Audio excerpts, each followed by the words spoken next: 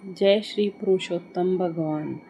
हम श्रवण कर रहे हैं पुरुषोत्तम मास महात्म्य कथा, एकादश अध्याय। नारद जी बोले, हे महामुनि, उस कन्या ने बड़ी कठोर तपस्या प्रारंभ कर दी, जिसे मुनि लोग भी करने में कठिनता अनुभव करते हैं। श्री नारायण बोले, उस कल्याणी ने बड़ी कठिनाई से होने वाला तप प्रारंभ किया तथा पंचमुखी शांत शिव का ध्यान करने लगी। गर्मी में प्रचंड धूप में अग्नि के बीच में बैठकर और हेमंत तथा शीत ऋतु में ठंडे जल में बैठकर वह तपस्या करती थी। उसका मुख जल में कमल के समान तथा सिर के बाल फैलकर शेवार मंजरी से घिरे हुए जल में शोभायमान लगते थे। वह बाला वर्षा ऋतु में खुले मैदान में वर्षा के जल को अपने शरीर पर लेती थी। भोजन के स्थान पर वह दोनों समय वह कोमलंगी केवल धुआं पीकर रह जाती थी, जिसे देवता भी कठिन समझते एवं ऋषिगण जिसकी प्रशंसा करते थे। ऐसे तपक्रम में उसे 9000 वर्ष बीत गए। तब पार्वती पति भगवान शिव से उसकी तपस्या से प्रसन्न हुए और उसे वहां आकर दर्शन दिए। शिव जी के दर्शन कर वह बाला शीघ्र ही खड़ी हो गई। तपस्या तथा प्रसन्नता के कारण कृश देह भी हष्ट पुष्ट दिखने लगी। उस बाला ने सिर झुकाकर भगवान शिव जी को प्रणाम किया, संसार पूज्य भगवान शिव का मानसिक पूजन किया तथा भक्ति पूर्वक इस प्रकार स्तुति करने लगी, हे पार्वती नाथ, आपको नमस्कार है। हे प्रभु, जो आपकी शरण में आश्रय लेता है वह घोर संसार समुद्र में डूबा हुआ भी प्रत्येक अंग से तापित एवं पीड़ित भी हो और काल रूपी सर्प भी भयानक दृष्टाओं के द्वारा पीड़ित भी हो, तब भी शरीर दुख से छूट जाता है। आपको नमस्कार है।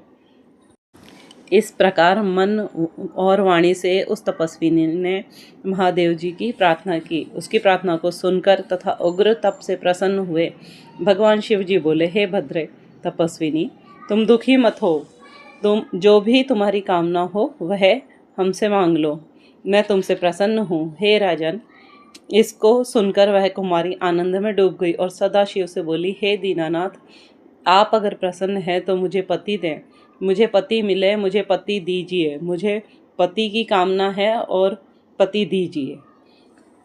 तब उस बाला से शिव जी बोले, हे मुनि कन्या, तुमने मेरे सामने अपने मुख से 5 बार पति शब्द कहा है, इसलिए तेरे 5 पति होंगे और वे शूरवीर, धर्मों के ज्ञाता, साधु एवं सन्यासियों के समान रहने वाले, सत्यवादी, पराक्रमी, यज्ञकर्ता, गुणों के कारण प्रसिद्ध, इंद्रियों को वश में रखने वाले राजा होंगे।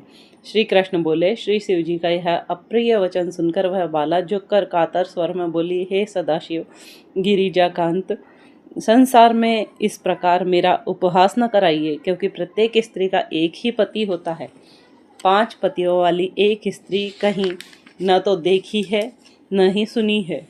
हे कृपा निधान, आपके सामने इस प्रकार कहना योग्य तो नहीं है, इससे क्षमा चाहती हूँ। हे प्रभु, मैं आपकी शरण में हूँ। इसे सुनकर भगवान शंकर कहने लगे, हे वीरो, तुम डरो नहीं। आगे के जन्म में तपस्या के बल से तू गर्भ द्वारा उत्पन्न नहीं होगी। उसी जन्म में तुझे ये 5 पति प्राप्त होंगे। उन पतियों के साथ अनेक सुख भोग कर तू परम पद को प्राप्त होगी।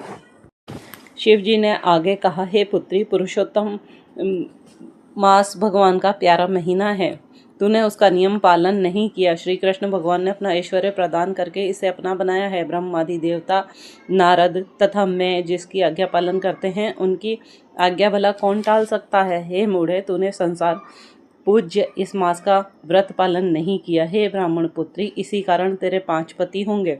इस प्रकार कहते हुए भगवान शिव तो अंतर्ध्यान हो गए और वह बाला झुंड से बिछुड़ी हिरणी के समान चकित खड़ी रह गई। इति श्री पुरुषोत्तम मास महात्म्य शिव वाक्य नाम एकोदश अध्याय समाप्तम्। राधे राधे।